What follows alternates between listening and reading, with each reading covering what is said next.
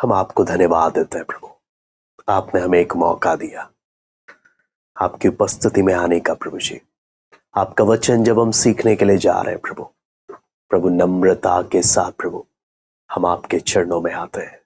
प्रभु नम्रता के साथ प्रभु आप हमें अपने वचन को खोल कर दें प्रभु। हम एक एक के हृदय को प्रभु शुद्ध कर। प्रभु हमारे जीवन में कितने दिन बचे हैं प्रभु आपको मालूम है प्रभु। हम एक एक को इन क्लासेस के द्वारा प्रभु आपके करीब आने के लिए प्रभु दया कर। हम एक एक से बात कर प्रभु। आपकी उपस्थिति चाहते हैं। पवित्र आत्मा पूरा नियंत्रण आप ले प्रभु। हम एक एक से बात करें। भाई के सारी बातों को हम आपके हाथ में सौंपते हैं। सारा आदर महिमा केवल हम आपको देते हैं। प्रार्थना प्रभु यीशु मसीह के नाम से मांगते हैं, आमीन। मैं परमेश्वर का धन्यवाद देता हूं। प्रभु ने बीते समय से हम लोग को कई बातें अपने वचन के द्वारा सीखने को एक अवसर दिया। आज भी जब हम परमेश्वर के वचन से जब हम देखने के लिए जा रहे हैं तो वीरवार के दिन की घटना को हम परमेश्वर के वचन से हम देख रहे हैं।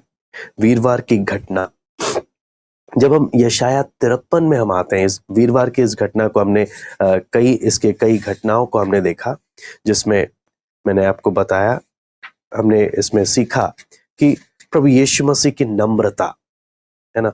वो हमने प्रभु यीशु मसीह का एक इच्छा था कि इस अंतिम सप्ताह में, इस आखिरी तैयारी में प्रभु यीशु मसीह जाके बोलते तुम कमरा तैयार करो।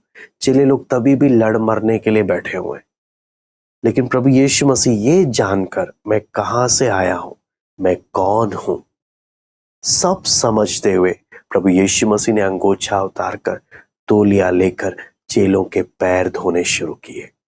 हम उस अंतिम सप्ताह में मैं आपको बोलता हूं प्रभु यीशु मसीह को हम एक एक प्रार्थना पूर्वक उस घटना को हम लोग देखें। प्रभु कर क्या रहा है। अपने पूरे जीवन भर प्रभु ने नम्रता का परिचय दिया, और ये जानकर भी कि मैं कौन हूं, कहां से आया हूं, कहां जा रहा हूं, फिर से कितना अधिक झुक रहा है। आपको मालूम है ये कितना अधिक प्रभु का उस नम्रता को हम लोग देख सकते हैं। प्रभु ने नम्रता का परिचय दिया। फिर हमने देखा प्रभु भोज की विधि प्रभु यीशु मसीह ने ठहराया। स्तुति का विधि हमने देखा। फिर हमने देखा सेवकाई की विधि, प्रभु यीशु मसीह की महायाजकीय प्रार्थना जो था। फिर हम उसके दुख के विषय में हम लोग परमेश्वर के वचन से देख रहे थे। प्रभु ने जो दुख हमारे लिए सहा, यशाया 53 से हम लोग देख रहे थे कि पाप, दुख और मृत्यु, ये तीन जो हम यशाया 53 में हम लोग देखते हैं। आज उसी के हम कंटिन्यूएशन में हम लोग जाएंगे। एक बार फिर से हम लोग निकाल लेंगे यशाया 53 का 3 और 4। यशाया 53 का 3 और 4। वह तुच्छ जाना जाता और मनुष्य का त्यागा हुआ था।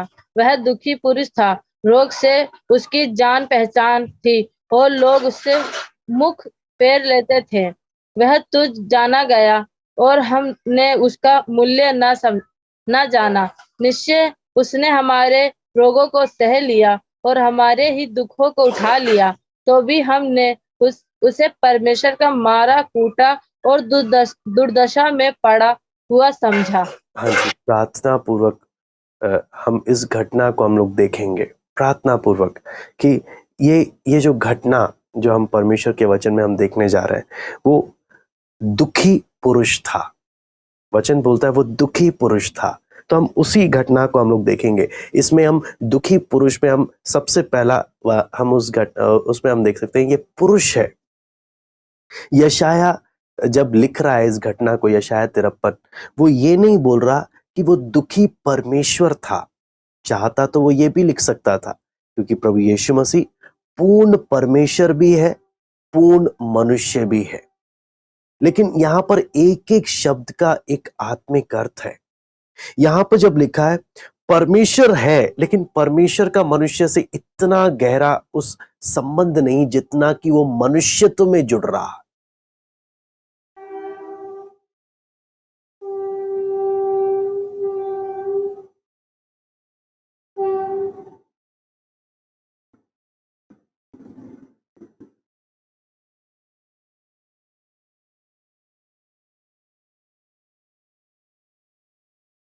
सबसे ज्यादा अगर हम कहते हैं कि प्रभु यीशु मसीह अगर इंसान को समझ सके, वो उसके मनुष्यत्व में प्रभु यीशु मसीह समझ सकता है। प्रभु यीशु मसीह अपने मनुष्यत्व के साथ जब हमारा मेल होता है तो हम उसको समझ सकते हैं। वो एक पुरुष है, एक मनुष्य है, मनुष्य के रूप में वो जो दुख सह रहा है, मनुष्य के रूप में जो दुख सह रहा है। यहां पर जब हम देखते हैं, उसके लिए आप निर्गमन 3:7, हमने कल भी उसको पढ़ा था, एक बार फिर से पढ़ लीजिएगा। निर्गमन 3:7।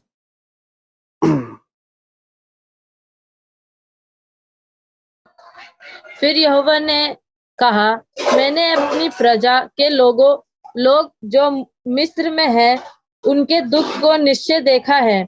हाँ, और बस यहां पर हम जब निर्गमन 3:7 में जब हम पढ़ते हैं, परमेश्वर बोलता है मैंने अपने लोगों के, क्या लिखा है, मैंने अपने लोगों के दुख को, मैंने अपनी प्रजा के लोग जो मिस्र में है उनके दुख को निश्चय देखा है।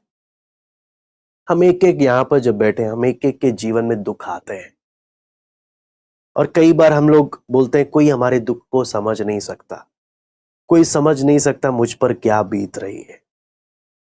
लेकिन यहां पर जब हम निर्गमन 3:7 जब हम पढ़ते हैं, परमेश्वर ऐसा परमेश्वर है जो हम एक एक के दुखों को देखता है।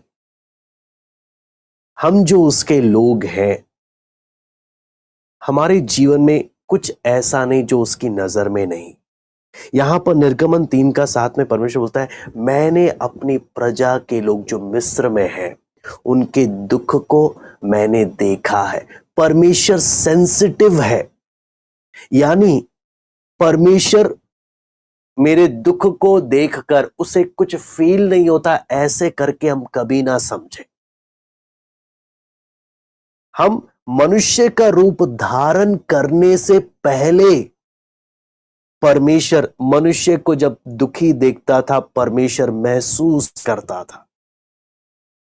जब हम पढ़ते हैं ना यशायाह 53 में, वो दुखी पुरुष था, अब मेरे दुख को और अच्छे से समझने के लिए वो मनुष्य का रूप लेकर आ रहा। ध्यान से आप समझना, हम एक एक, मैं यही बोलूंगा, हम प्रार्थना के साथ इस घटना को समझे। इस वीरवार में हम जो अंतिम सप्ताह में परमेश्वरत्व में उसने जब इज़राइल को दुखी देखा, परमेश्वर क्या बोलता है, मैंने दुख देखा, इसलिए अब और मैं इनके जीवन में दुख नहीं, मुझे इनको इस दुख से छुड़ाना है। अब यहां पर जब हम यशायाह 53 में हम जब आते हैं, वचन बोलता है वो दुखी पुरुष है। इस घटना को अगर हमने समझना है तो उसके लिए आप समझना कि परमेश्वर जितना अच्छे से अगर हमारे दुख को समझता है, उतना दुनिया में कोई और हमारे दुखों को समझ नहीं सकता जितने अच्छे से परमेश्वर। क्यों? परमेश्वर अपनी महिमा छोड़कर देह धारण कर कर मनुष्य बनकर आया। फिर किया क्या? जो पाप को जानता तक नहीं था, वचन बोलता है वो पाप को जानता तक नहीं था, एक सिद्ध मनुष्य के रूप में आया। वो किस लिए मनुष्य बन रहा है? ना केवल वो हमारे दुख को जाने, वचन जब हम पढ़ते हैं हमारे दुख को वो अपने ऊपर उठा ले। यशायाह 53 जब हम फिर से पढ़े एक बार, उस बात को समझने के लिए प्रभु ने किया क्या हमारे लिए। यशायाह 53 उसका 4थी आयत एक बार पढ़ लीजिएगा। यशायाह 53 का 4। निश्चय उसने हमारे रोगों को सह लिया और हमारे दुखों को उठा लिया। हाँ, बस यहां पे लिखा है ना, वो परमेश्वर मनुष्य बनकर जब आ रहा है, ना केवल मनुष्य के रूप में वो हमारे दुख को जान रहा है, बल्कि मनुष्य के रूप में उसने हमारे दुखों को अपने ऊपर ले लिया। मैं बोलता हूं, प्रार्थना पूर्वक हम एक एक समझना, प्रभु ने हमसे कितना प्यार किया, कितना प्यार किया। ना केवल पुराने नियम में परमेश्वरत्व में वो हमारे दुखों को देखकर उससे रहा नहीं जाता था। इजरायलियों को दुखी हालत में देखकर इजरायलियों ने नहीं बोला, हे प्रभु तू किसी को भेज हमें इस दुखी हालत से छुड़ा। परमेश्वर मूसा को बोल रहा है, मैंने उनके दुख को देखा है, हे मूसा तू जा मेरे लोगों को वहां से छुड़ा, मेरे लोगों को वहां से छुड़ा। आप समझना इस घटना को, मैंने अपने लोगों के दुख को देखा। अब जब मनुष्य के रूप में परमेश्वर मनुष्य बनकर जब आ रहा, ना केवल वो मेरे दुख को देख रहा है या समझ रहा है, उसने मेरे दुख को अपने ऊपर ले लिया। उस बात की गहराई को आप समझना, उसने मेरे दुख को अपने ऊपर ले लिया। और आगे जब हम देखते हैं, और मनुष्य बनकर उसने मनुष्य के दृष्टिकोण से हर एक बात को समझा। मानवीय दृष्टिकोण से, परमेश्वर होने का परमेश्वर के दृष्टिकोण से नहीं, उसने मानवीय दृष्टिकोण से हम एक एक की भावनाओं को, हम एक एक के दुखों को समझा, अपने ऊपर उठा भी लिया। और जब हम आगे जब देखते हैं, वो पूरा हमारे समान बन गया, सिर्फ पाप को छोड़कर पूर्ण रूप से हमारे समान बन गया। कहने का मतलब है, आपको मालूम है, हम जिससे प्रार्थना करते हैं ना, दुनिया में उससे अच्छा हमें कोई और समझ नहीं सकता, उससे अच्छा हमें कोई और समझ नहीं सकता। आपको मालूम है, जब भी हमारे जीवन में जब दुख आता है, जब एक व्यक्ति मसीह के दुख को जब देखता है, प्रभु यीशु मसीह के, उसको हिम्मत मिलती है कि मैं भी दुख उठाऊंगा।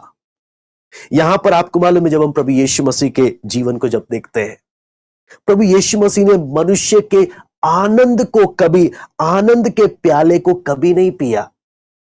जब हम वचन में, जब हम प्रभु यीशु मसीह के जीवन को जब देखते हैं, प्रभु यीशु मसीह ने मनुष्य के आनंद के प्याले को कभी नहीं पिया, लेकिन मनुष्य के दुख के सबसे असीम स्तर तक के प्याले को उसने पूरा पिया है।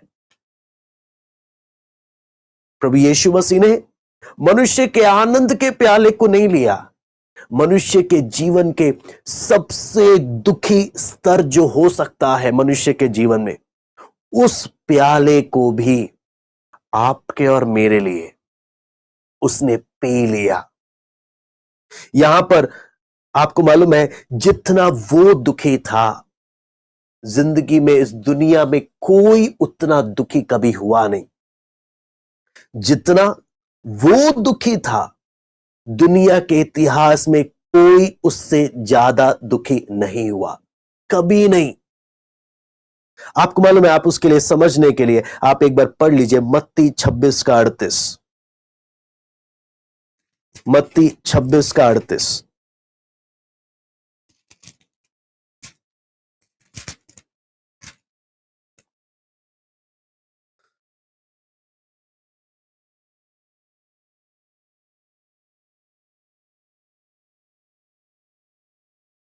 तब उसने उनसे कहा, मेरा जीव बहुत उदास है, यहाँ तक कि मेरा प्राण निकला जा रहा है। तुम यही ठहरो और मेरे साथ जागते रहो। हाँ, यहां पर हम देखना प्रभु यीशु मसीह क्या बोल रहे हैं अपने चेलों से, मेरा जीव बहुत उदास है, यहां तक कि मेरा प्राण निकला जा रहा है।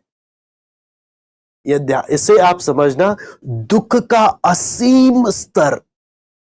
मेरा जी इतना उदास है, अभी ऐसे निकल रहा है, अभी मेरा प्राण निकल जाएगा, अभी मेरा प्राण निकल जाएगा, मेरा प्राण निकला जा रहा है, इतना दुखी। अब सवाल आता है, क्या प्रभु यीशु मसीह अंतिम सप्ताह में ही दुखी था? लेकिन जब वचन हम देखते हैं, प्रभु यीशु मसीह सिर्फ अंतिम सप्ताह में ही दुखी नहीं था, उसकी पहचान ही दुखी पुरुष के रूप में थी।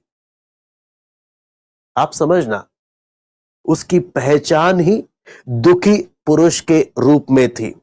आपको मालूम है, उसका पूरा जीवन परिश्रम, दुख और बोलते ना, खा जाने वाली पीड़ा से भरा हुआ था। उसका पूरा जीवन परिश्रम, दुख और खा जाने वाली पीड़ा से भरा पड़ा था। लेकिन आपको मालूम है, जब हम प्रभु यीशु मसीह को देखते हैं, उसके दुख ने कभी भी उसके अंदर की शांति को उससे छीना नहीं। प्रभु यीशु मसीह के दुख ने उसके अंदर की शांति को कभी छीना नहीं। ना ही प्रभु यीशु मसीह का परमेश्वर पर से भरोसा कभी टूटा। उस बात को समझना, हमारे जीवन में जब दुख आता है ना, हम क्या बोलते हैं? मुझे विश्वास नहीं है, अगर परमेश्वर है तो ये दुख क्यों? मेरे जीवन में ऐसा क्यों हो रहा है अगर परमेश्वर है? आपको मालूम है, जितना दुख प्रभु यीशु मसीह ने अनुभव किया, उतना दुख दुनिया में किसी ने कभी नहीं किया। लेकिन इतने दुखों में होने के बावजूद उसके अंदर वो शांति थी जो दुख कभी उससे छीन नहीं पाया। और उसके ऊपर, परमेश्वर के ऊपर का भरोसा कभी उसका टूटा नहीं। आपको मालूम है, वो कभी भी इंट्रोवर्ट बनकर, हाँ हाय मेरे साथ ये हो गया, हाँ अपने ऊपर उसने कभी तरस नहीं खाया। इसने मुझे गाली बक दिया, इसने मेरी बेइज्जती कर दी, इसने मुझे वो बोल दिया, इसने मुझे ये बोला, इसने मुझे वो, इसने मेरे साथ ऐसा किया। उसने कभी ऐसा अपने ऊपर तरस नहीं खाया। जब हम प्रभु यीशु मसीह को देखते हैं, हमारे जीवन में जरा सा दुख आ जाता है, हम फटाफट अपने ऊपर तरस खा लेते हैं। हम इतने परेशान हो जाते हैं। हाँ, कितने लोग तो नशा करने लग जाते हैं, कितने लोग परमेश्वर को छोड़ देते हैं, कितने लोग बोलते हैं ना, हर गलत बातों में चले जाते हैं। क्यों? मेरे से दुख नहीं सहा जा रहा, मुझे नहीं लगता परमेश्वर है, मैं नहीं मानता अगर परमेश्वर क्यों कुछ नहीं कर रहा, या परमेश्वर मुझसे प्यार नहीं करता। इतने हजार बातें वो परमेश्वर के प्रति वो सवाल खड़े कर देता। लेकिन यहां पर जब देखते हैं, जिसके जीवन में दुख का अथाह सागर था, उसको उसके अंदर की शांति कभी गई नहीं, और उसका परमेश्वर के ऊपर का भरोसा कभी टूटा नहीं, मनुष्य के रूप में। और उसने कभी भी अपने ऊपर तरस नहीं खाया। हाय हाय उसने कभी नहीं किया, मेरे साथ क्या कर रहे हैं, मेरे साथ ये क्या हो रहा है। यहां पर आपको मालूम है, बल्कि इस दुख ने इसका विश्वास और मजबूत किया। इसके दुख ने परमेश्वर की इच्छा से इसको भटकने नहीं दिया। मैं आपको बोलता हूं, प्रभु यीशु मसीह का जीवन का दुख सिर्फ अंतिम सप्ताह में नहीं है। इसका पूरे जीवन को जब देखते हैं, वो दुखी पुरुष था। कैसे? पहले तो सिर्फ देखा और परमेश्वर ने महसूस किया। अब मनुष्य के रूप में आकर मेरे दुख को समझकर उसने मेरे दुख को अपने ऊपर ले लिया। अगर दुनिया में कोई मेरे दुखों को समझ सकता है तो केवल वो है, केवल वो जिसने मेरे दुखों को उसने अपने ऊपर ले लिया। इसलिए हम जब आगे जब देखते हैं, वो हमने पहला बात हमने देखा, वो पुरुष था, मनुष्य था जिसने समझा। अब हम देखते हैं उसके दुख को, अगर हम देखें, दुखी, कितना दुखी था वो। जब इसके बारे में जब वचन से जब हम समझते हैं, ऐसा कोई कड़वा प्याला नहीं था जो उसने पिया ना हो। ऐसा कोई दुखी प्याला नहीं था जो उसने पिया ना हो। यहां पर जब देखते हैं, वचन बोलता है वो हमारे समान सब बातों में परखा गया। हमारे समान सब बातों में परखा। कहने का मतलब, हमारे जीवन में आने वाली हर एक बात में वो परखा गया। इससे हम क्या चीज समझ सकते हैं? प्रभु यीशु मसीह ने जो दुख उठाया, वो दिल में भी, मानसिक रूप से भी, अब उसने अपने प्राण में, अपनी आत्मा में, हर प्रकार से जितना दुख उठा सकता है एक मनुष्य, वो पूरा उसने उसकी गहराई तक उसने अपने ऊपर लिया और उस बात को सहा। इससे समझना प्रभु ने कितना हमारे लिए सहा, कितना उसका प्रेम हमारे लिए कितना गहरा था। यहां पर जब देखते हैं वो पापी मनुष्य नहीं था, एक पवित्र जन था। एक पवित्र होने के नाते उसने पाप का टॉर्चर पूरे अपने जीवन भर उसको सहा। अपने पूरे जीवन भर अपने देखने के द्वारा, सुनने के द्वारा और महसूस किया जो टॉर्चर उसने सहा। हम बोलते ना हमने ही दुख सहा है, कोई नहीं समझ सकता, कोई नहीं समझ सकता हम पर क्या बीत रही है। मैं बोलूंगा आपके जीवन में उतना दुख कभी आया ही नहीं जितना उसने आपके लिए सहा, कभी आया नहीं। वो मेरे दुख को सहने के लिए मनुष्य बन गया और अब मेरे दुख को उसने अपने ऊपर उठा लिया। इतना प्यार उसने मुझसे किया, इतना प्यार उसने मुझसे किया। आप एक बार उसके जीवन काल का एक घटना को आप एक बार एक आयत को आप पढ़ लीजिए, मत्ती 7:4। मत्ती 7:4।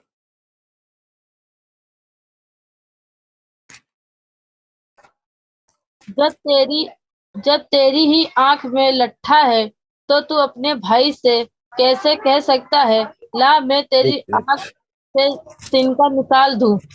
हे कपटी, पहले अपनी आंख में से लट्ठा ले, तब तू अपने भाई की आंख का तिनका भाली भांति देखकर निकाल दे सकेगा।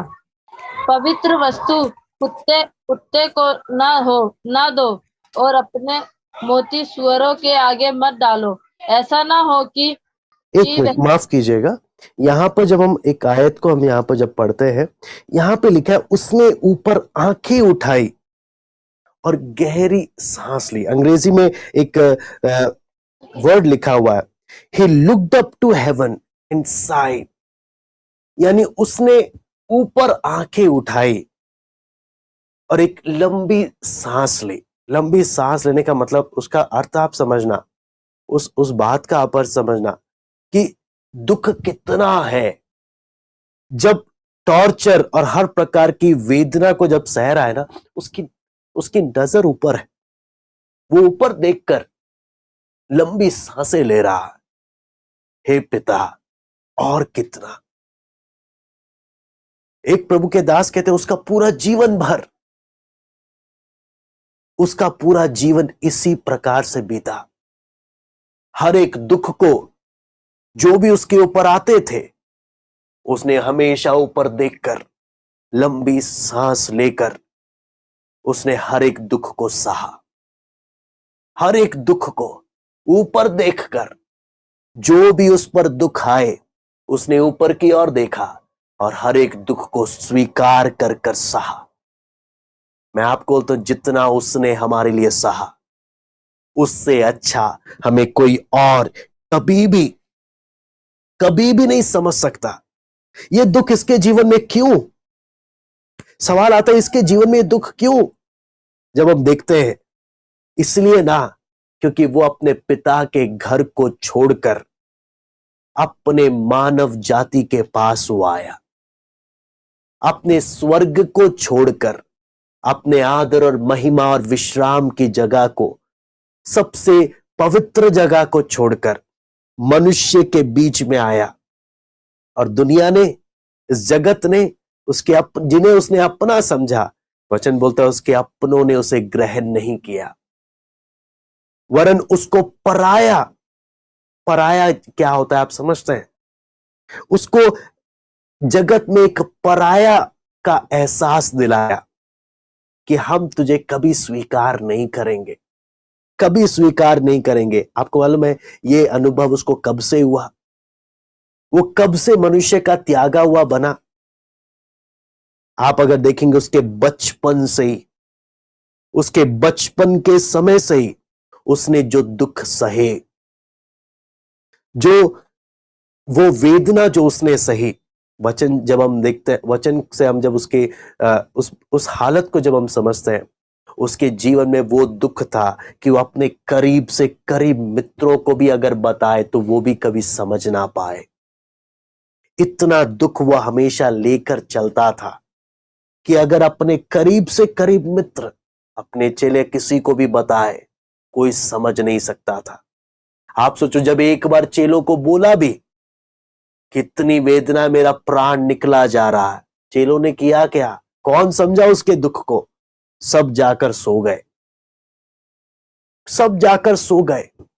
कोई नहीं था उसकी दुख को समझने वाला। लेकिन किस लिए? आपके और मेरे दुख को उसने अपने ऊपर ले लिया। पहले मूसा को भेजा था दुख से छुड़ाए, लेकिन अब छुड़ाना नहीं, अब खुद मेरे दुख को खुद अपने ऊपर ले रहा। वो प्रेम को प्रकट कर रहा। हे इंसान, तू समझ नहीं सकता मैं तुझसे कितना प्यार करता हूं। तू कभी भी उस बात को समझ नहीं सकता। आगे की घटना को जब हम देखते हैं, आपको मालूम है, अपने दुख को बेशक वो लंबी सांसें लेकर सहता रहा, लेकिन जब वो अपने मित्र लाजर की मृत्यु को में जब बाकी लोगों को रोते हुए देखा, तो बाकियों के रोने को देखकर इसके भी आंखों से आंसू आए। अपने दुख के लिए इसने लंबी सांसें ली और स्वीकार किया, लेकिन जब दूसरे रो रहे हैं, दूसरे के दुख के प्रति इतना भावुक व्याकुल होकर ये भी रोया। हम देखते हैं शहर के, यरूशलेम के शहर के पाप को देखकर रो रहा है, बड़ी भीड़ को देखकर इसके मन में तरस आ रहा है। आप समझना इसका जीवन कैसा था।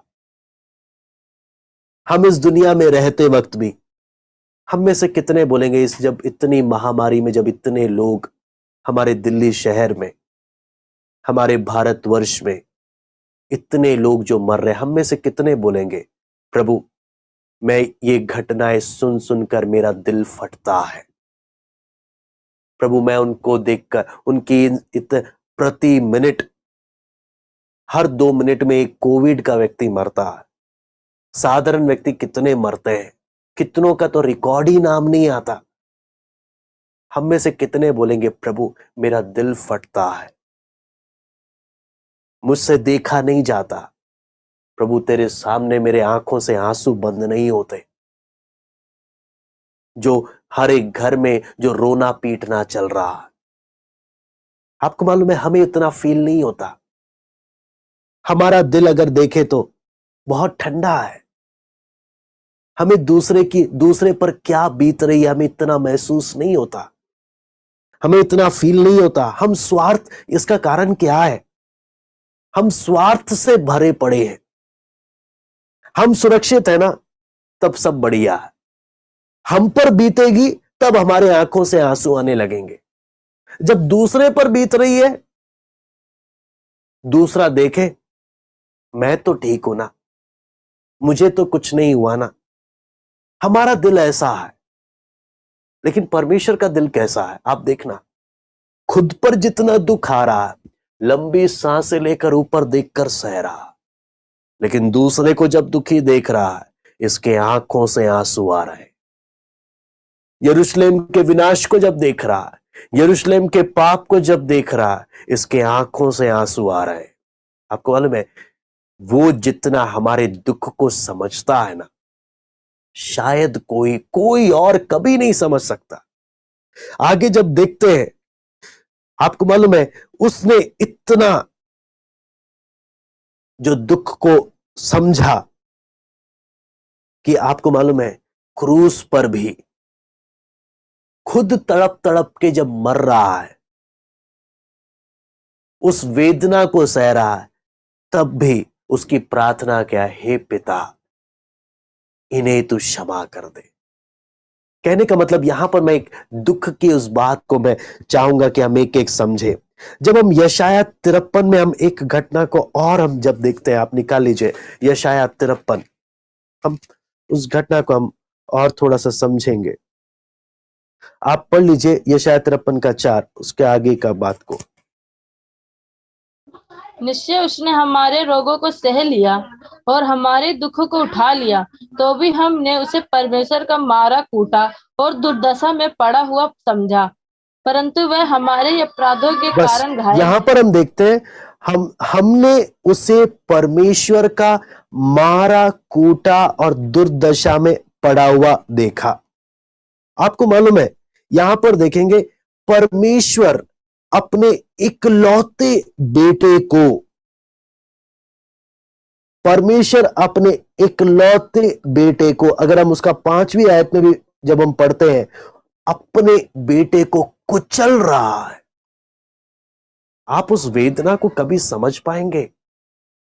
कौन सा बाप अपने इकलौते बेटे को कुचलेगा? आप कुचलने का शब्द का अर्थ समझना, कितनी भारी वेदना है, कितना भारी वो उस पीड़ा है जो प्रभु हमारे लिए सह रहा। मैं आपको बोलूंगा, अगर आपने, हम एक एक ने उस पाप की गंभीरता को समझा, परमेश्वर की पवित्रता को समझा और उसके प्रेम को समझा, तब हम एक एक उस बात की गंभीरता को समझेंगे और उसकी पीड़ा को समझ पाएंगे। क्या मेरा दिल अब भी इतना कठोर है कि मैं उस बात को अभी भी समझ नहीं पा रहा जो प्रभु मेरे लिए सहा? वचन का अपना पिता का इकलौता है, इतना प्यार करता है अपने बेटे से, लेकिन वचन जब देखते हैं वो हमारे कारण कुचला गया, यानी मनुष्य की समझ से परे है। कितना भारी दुख वो सह रहा, मनुष्य की समझ से परे। अपना ही बाप, अपना ही बेटा, जब बेटा देख रहा है ना, मेरा अपना प्रिय पिता मुझे कुचलने के लिए अपना हाथ बढ़ा रहा,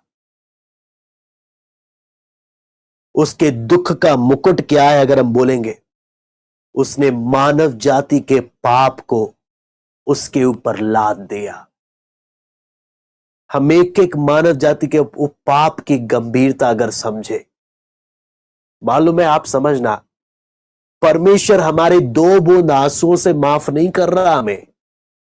मैं आपको बार बार बोलूंगा, परमेश्वर हमारी आंखों से निकले 2 बूंद आंसुओं के कारण हमें क्षमा नहीं कर रहा। उसने हमारे पाप कितना भयानक है और ऐसे ही क्षमा कर नहीं सकता वो, इसलिए अपने इकलौते बेटे को मेरे लिए, आपके लिए उसने अपने ही हाथों कुचल दिया, ये बताकर मैं न्यायी होने के कारण ऐसे माफ नहीं कर सकता, लेकिन तेरे से कितना प्यार करता हूं, मैंने अपने इकलौते को तेरे लिए कुचल दिया।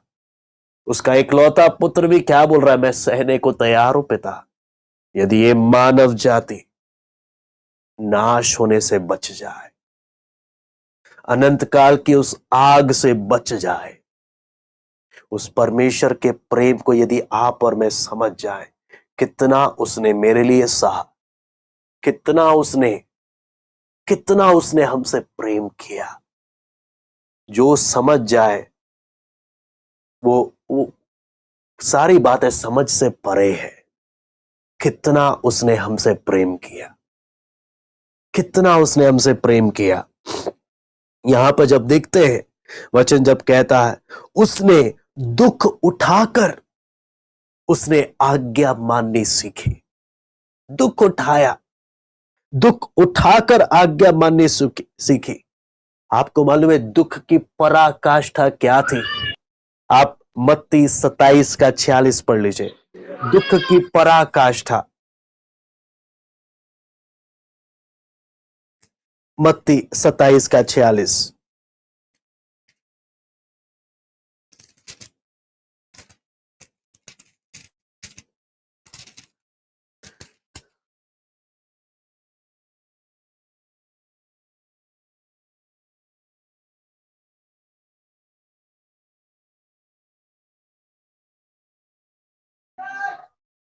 तीसरे पहर के निकट यीशु ने बड़े शब्द से पुकारकर कहा, एली एली लबा शबाकालीन अर्थ है, यह मेरे परमेश्वर तूने मुझे क्यों छोड़ दिया।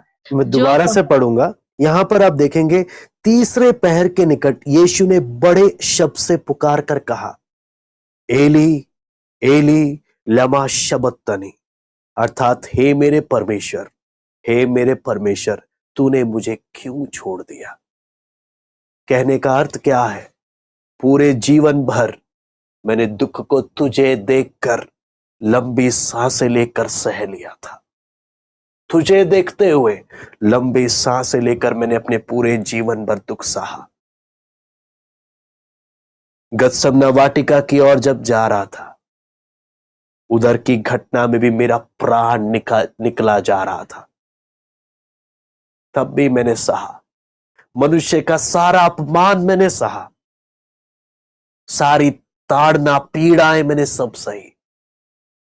हे पिता, मैंने तेरी हर एक बात को माना, लेकिन जब वो हमारे लिए पाप बन गया, पापी नहीं बना, पाप बनने का अर्थ क्या है, परमेश्वर का क्रोध जो पाप पर फूटा, जो क्रोध परमेश्वर का पाप पर भड़कना है, वो प्रभु यीशु मसीह ने जो आपकी और मुझ पर जो सजा आनी है, प्रभु यीशु मसीह ने अपने ऊपर ले ली। जब वो पाप बन गया, पिता ने भी मुंह मोड़ लिया। जब वो पाप बन गया, पिता ने भी मुंह मोड़ लिया। दुख अब सहने से बाहर हो गया। सारी शारीरिक यातनाएं, मानसिक यातना सब सह ली, लेकिन ये दुख हद से सहने से बाहर। हे मेरे परमेश्वर, ध्यान रखना, दुखी पुरुष था। उसने सारा दुख मनुष्य के रूप में सहा। हे मेरे परमेश्वर तूने मुझे क्यों छोड़ दिया। क्यों? आपके और मेरे कारण। क्या मुझे अब भी मेरा पाप हल्का लगता है? क्या अब भी लगता है मैं पाप में खेलता रहूंगा और 2 बूंद आंसू बहा दूंगा, उससे मेरा स्वर्ग का टिकट कंफर्म हो जाएगा? जिसने अपने इकलौते पुत्र को मेरे कारण कुचला, जो पाप में खेलेगा उसके लहू का अपमान करेगा, क्या उसके लिए कोई क्षमा बाकी है? कितनी बड़ी भयानक इस बात को हम समझ सकते हैं। कितनी बड़ी एक भयानक बात को हम देखते हैं यहां पर जब हम परमेश्वर के वचन में जब देखते हैं, उसके जीवन का सबसे अंधकार में अनुभव था, लेकिन यह अनुभव जब उसने सहा, अनंत काल की स्तुति की फसल उसने काटी। उसके दुखों के द्वारा उसने बहुतों के प्राणों को छुड़ाया, और हर एक व्यक्ति जो उसके प्रेम को समझकर उस पर विश्वास करता है, वो उसको अपने राज्य में स्वीकार करता है। वह हर एक लोगों से जिनके प्राण बचाए गए, उसका जी संतुष्ट होता है। मैंने जो वेदना सही, वो वेदना व्यर्थ नहीं गई। आपको मालूम है, उसकी कलीसिया जो हम लोग हैं, उसके आंसुओं की फसल है, उसके लहू की फसल है। उसने अपना लहू देकर हमें अपने लिए मोल लिया। यहां पर जब हम देखते हैं, जब हमारे जीवन में जब दुख आते हैं, हम कई बार परेशान हो जाते हैं। कई बार हम बोलते हैं हमारे साथ ऐसा क्यों। आप इतना समझिए, जिसने मेरे दुखों को अपने ऊपर उठाया, वह हमारे दुखों को समझता है। और हम जो परमेश्वर के चुने हुए हैं, उनके जीवन में कोई भी बातें व्यर्थ नहीं होती या कोई दुर्घटना नहीं होती। उन हर बात के पीछे परमेश्वर का एक उद्देश्य होता है। हर बात के पीछे, अगर मेरा प्रभु उस दुख के लहू भरे रास्ते पर अगर वो चला, मैं भी उसके संग चलने के लिए मैं तैयार हूं। जब हम इस वीरवार की घटना को हम देखते हैं, जंगल में शैतान ने 3 परीक्षाओं में अपना पूरा ताकत दिखाया, जो 3 परीक्षाएं हमें वर्णित है। उसके बाद गत्समना में भी हम उसकी पूरी ताकत को देखते हैं, पूरी ताकत को। एक परीक्षा की घड़ी थी कि अपनी मर्जी प्रभु यीशु मसीह कर सके, लेकिन वो समर्पण, मेरी मर्जी नहीं पिता तेरी इच्छा पूरी हो। दुख से बचने का रास्ता था, लेकिन उसने क्या किया? हे पिता, मेरी नहीं फिर भी तेरी मर्जी पूरी हो, तेरी मर्जी पूरी हो। वो एक बहुत बड़ा एक संघर्ष था।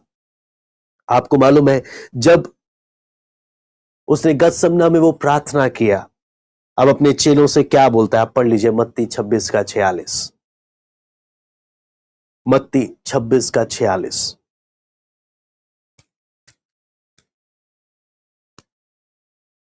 उठो चलो, उठो चले, देखो मेरा पकड़ने वाला निकट आ पहुंचा है।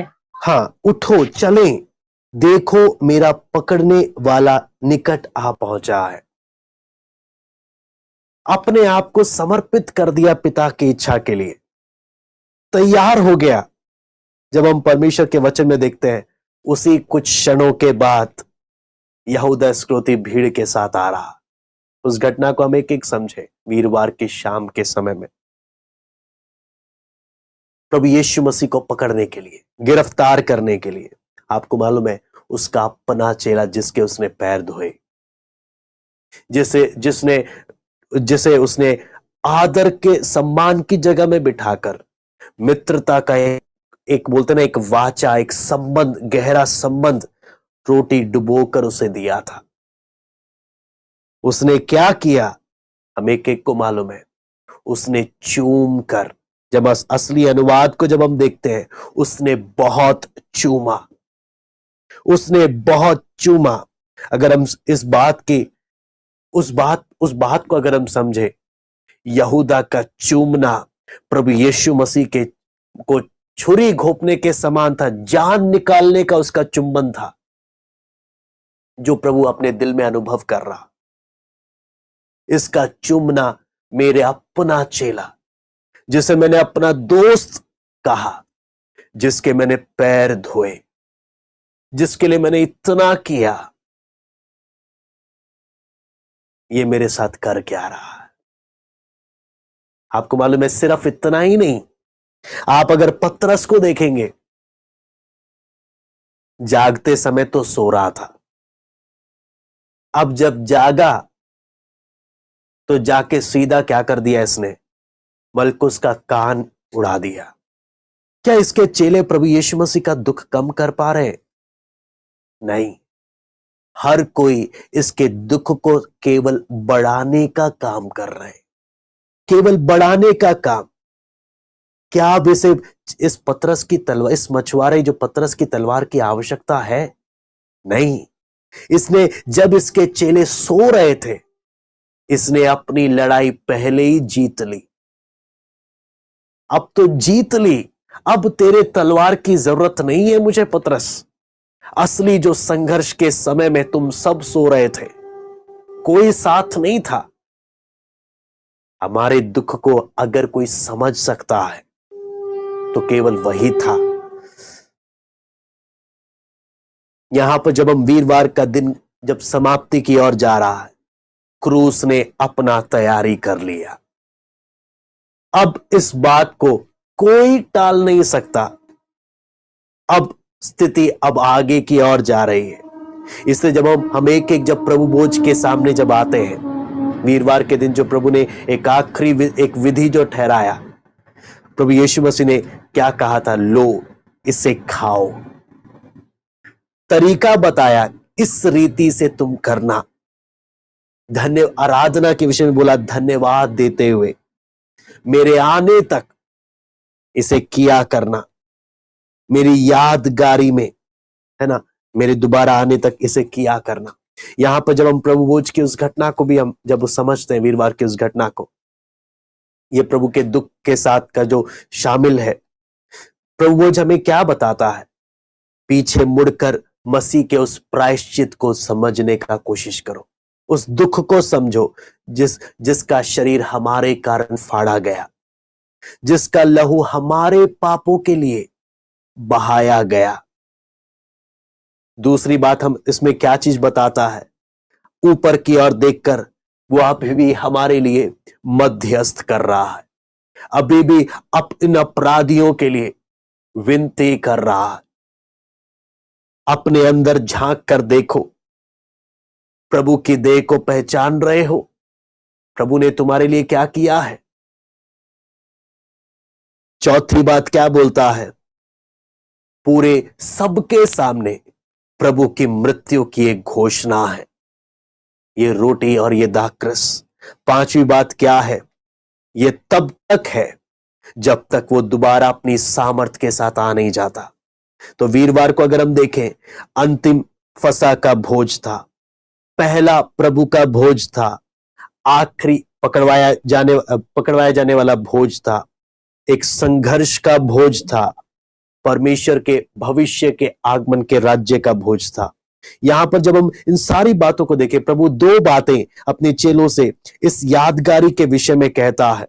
बोलता है मेरी यादगारी में ऐसा किया करना, और फिर उसके बाद ना सिर्फ यादगारी तुम करना, ना सिर्फ तुम याद करना, फिर आगे यूहन्ना 14 में जब पढ़ते हैं, पवित्र आत्मा वो भी तुम्हें याद दिलाएगा जो जो बातें मैंने तुमसे की। उन सब बातों को जब हम देखते हैं, पवित्र आत्मा हम एक एक को उस मदद कर सकता है। प्रभु ने जो दुख सहा हम एक एक के लिए, केवल पवित्र आत्मा। मैं आपको लूंगा, मैं सिर्फ आपको बता सकता हूं, लेकिन अगर हमारे अंदर पाप है, स्वार्थ है, हमारा मन अभी भी पत्थर की तरह होगा, हमें कोई फील ही नहीं है प्रभु ने मेरे लिए सहा क्या। लेकिन यदि हम प्रभु के सामने उस पवित्र आत्मा की मदद से अगर हम उस घटना को समझे, दिल फटता है, हे प्रभु तूने हमसे कितना वो प्यार किया। आपको मालूम है, एक प्रभु के दास ने कहा, एक बहुत ही एक अच्छी माँ अपने बहुत ही प्यारे अपने बेटे से बहुत प्यार करती थी। उसका बेटा जब मर गया, बहुत दुखी थी वो। तो जब भी वो उन सामानों के पास जो उसके बेटे का था जाती थी, तो वो एक एक घटना को, एक एक बातों को याद करती थी। उससे हमें बहुत कुछ बातें हमें सीखने को मिल सकते हैं। उसमें सबसे पहला हम देखते हैं कि वो यादगारी हमारे अंदर प्रेम को ताजा करता है। जैसे वो मां अपने बच्चों की वस्तुओं को जब उठा रही है, उसको अपने बेटे के प्रति प्रेम जागता है। उसी प्रकार आपको मालूम है, जब जब हम प्रभु भोज की उस घटना के पास आते हैं, होता क्या है? पवित्र आत्मा प्रभु यीशु मसीह के प्रति हमारी अंदर वो पवित्र और एक गहरा प्रेम हमारे अंदर उत्पन्न करता है, जो हमें उस क्रूस की ओर से प्रभु यीशु मसीह का हमारी ओर सवाल होता है, क्या तुम मुझसे प्रीति रखता है? मैंने तुझसे इतना प्यार किया, क्या तू मुझसे प्यार करता है? यहां पर उस समय मेरा जवाब क्या है? उस समय मैं क्या जवाब दूंगा? उस क्रूस के पास जब मैं उस प्रेम को समझता हूं, क्या मैं बोलूंगा, प्रभु मैं तुझसे अपरंपार प्यार करता हूं, प्रभु तूने जो मेरे लिए सहा, तूने जो मेरे लिए किया। वो एक बात, हम इस बात को समझ सकते हैं। और यहां पर हम दूसरी बात हम देख सकते हैं। दूसरी बात क्या है?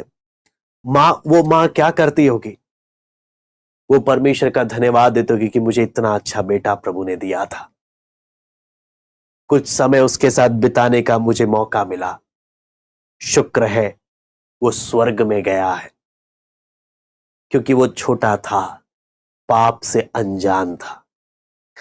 उसी प्रकार उसके अंदर एक मां के अंदर एक ग्रैटिट्यूड है, एक आभार है। प्रभु भोज के सामने जब एक व्यक्ति आता है, उसके अंदर प्रभु के उस बलिदान को स्मरण करते हुए वो प्रभु के प्रति आभार होता है। प्रभु मेरे श्राप को अपने ऊपर लेने के लिए मेरे स्थान पर तूने अपनी जान देकर मेरी मौत को स्वीकार कर कर मेरे कारण जो तू कुचला गया, प्रभु मेरे लिए जो कुछ तूने सहा, मैं उस बात के लिए तेरा धन्यवाद करता हूं। तीसरी बात क्या है? तीसरी बात, ना सिर्फ इतना ही, जो कोई परमेश्वर के उस प्रेम को समझता है, उसके अंदर एक तीव्र इच्छा रहती है, मुझे अपने उस प्रभु से मिलना है, मुझे उसके पास जाना है। इसलिए वो अपने आप को पवित्र करता है। जब जब उसके महान बलिदान को स्मरण करता है, वो अपने आप को और पवित्र करता जाता है। चौथी बात, ना सिर्फ इतना ही, बल्कि पवित्र आत्मा उसके आगमन के लिए उसे स्मरण कराता है। उसके आगमन के लिए उसे स्मरण कराता है। आपको मालूम है, एक प्रभु के दास डॉक्टर मिलर करके उनका नाम था, उन्होंने एक कहानी बताई कि एक बार एक पिता ने अपने बेटे को एक घड़ी दी। घड़ी देते हुए अपने बेटे को बोला कि बेटा तू जहां जहां जाए इस घड़ी को अपने संग रखना, और जब कभी तू टाइम देखने के लिए इस घड़ी को खोले, याद रखना तेरे माता पिता तुझे देख रहे हैं और तेरे चेहरे को देख रहे हैं और तेरे लिए प्रार्थना कर रहे हैं, तेरे बारे में सोच रहे हैं। ऐसी कहीं जगह मत जाना जहां तू नहीं चाहता हम तुझे देखें, और ऐसा कुछ नहीं करना जो तू नहीं चाहता हम देखें करते तुझे ऐसा काम करते हुए। उसी प्रकार जो कोई उस प्रभु भोज की ओर जब देखता है, वो उसे प्रभु का फाड़ा हुआ शरीर, मेरे पापों के कारण उसका बहाया हुआ लहू मुझे क्या स्मरण कराता है कि प्रभु ने जब मेरे लिए इतना सहा, इतना सहा, क्या मैं अब भी उन पाप में और उन संसार की बातों से मैं प्रेम करूंगा? प्रभु जब जब मैं उस प्रभु भोज के सामने आता हूं, मुझे याद दिलाता है कितना बड़ा बलिदान उसने मेरे लिए सहा, कितनी बड़ी पीड़ा उसने मेरे लिए सही। क्या मैं फिर भी उन रास्तों में मैं जाऊंगा? वीरवार की घटना को जब आप और मैं स्मरण करते हैं, हम एक एक वीरवार की घटना को, प्रभु के उस दुख को, अंतिम भोज था, अंतिम प्रार्थना है, वो प्रार्थना जो महायाजकीय प्रार्थना अपने चेलों के लिए, अपने लिए वो इतना भारी दुख को जो वो उठाने के लिए जा रहा है, लंबी लंबी सांसें, प्राण निकल रहे हैं। अगर किसी ने हमारे दुख को अगर अच्छे से जाना, वो खुद था। पहले परमेश्वर में उसने देखा, दुखी पुरुष बनकर आया, मनुष्य के आनंद को चखने के लिए नहीं, मनुष्य के दुख को अपना दुख बना लिया, मनुष्य के दुख को अपना दुख उसने बना लिया। इतना कुछ अगर प्रभु ने सहा, फिर भी हमारे कारण अपने ही पिता के हाथों अपना ही इकलौता पुत्र कुचला गया। क्यों? हमें उस अथाह दलदल से बचाने के लिए, उस अनंत नरक की आग से बचाने के लिए इतना कुछ उसने कर दिया, इतना कुछ। क्या वो आपकी और मेरी पीड़ा नहीं समझता? वो बोलता है, क्या तुम पाप की गंभीरता को समझते हो? क्या क्या तुम्हें नहीं मालूम, मैं तुम्हारी हर एक बात को समझता हूं, महसूस करता हूं, क्योंकि मैं सिर्फ परमेश्वर की दृष्टिकोण से नहीं, मैं भी मनुष्य बना और तुम्हारे दृष्टिकोण से मैंने हर एक चीज को देखा, अनुभव किया, और तुम्हारे दुखों को मैंने अपने ऊपर ले लिया, अपना दुख बना लिया। तुम्हारे पापों को मैंने अपने ऊपर लेकर मैं पाप बन गया। सब कुछ मैंने तुम्हारे अपने ऊपर लिया। क्या तुम्हें लगता है मैं नहीं समझता तुम्हें? क्या तुम्हें लगता है मैं तुमसे प्यार नहीं करता? क्या तुम्हें लगता है मैं तुम्हारे लिए भला क्या है नहीं जानता, और तेरे लिए क्या करना रह गया?